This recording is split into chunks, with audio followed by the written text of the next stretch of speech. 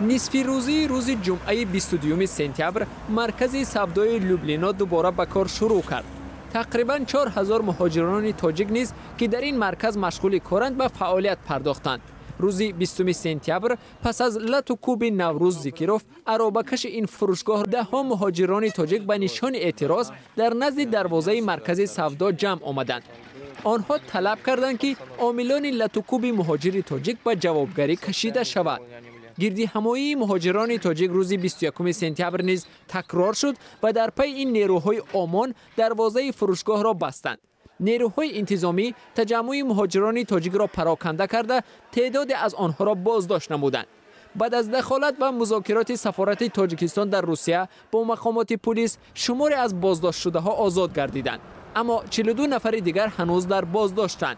در همین حال مسئولان شورای حقوق انسانی نزد پرزیدنت روسیه از نقض حقوق مهاجران بازداشت شده تاجیک نگرانی کردند.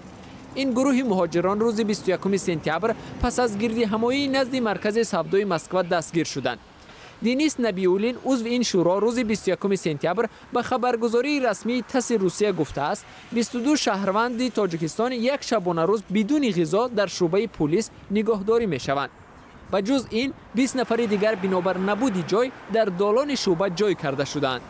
نمایندگان این شورا از وزارت امور داخله تقاضا کردند که حادثه لط و کوب شهروند تاجیکستان را سنجیده درستی عملکرد پلیس برای بازداشت آنها را بسنجد. در یک صحبت ویژه با بخش روسی رادیو آزادی، کنستانتین ترویسکی حامی حقوق گفت: очень часто, к сожалению, трудовые мигранты не знают о своих правах. متاسفانه اکثرا مهاجران کاری درباره حقوق خود معلومات ندارند و نمیدانند که به کجا مراجعه کنند. آنها را با راه فریب و یا بدون آن به امضای سندهای وادار میکنند که در نتیجه آنها ناآگاهانه از دوایشان دست میکشند.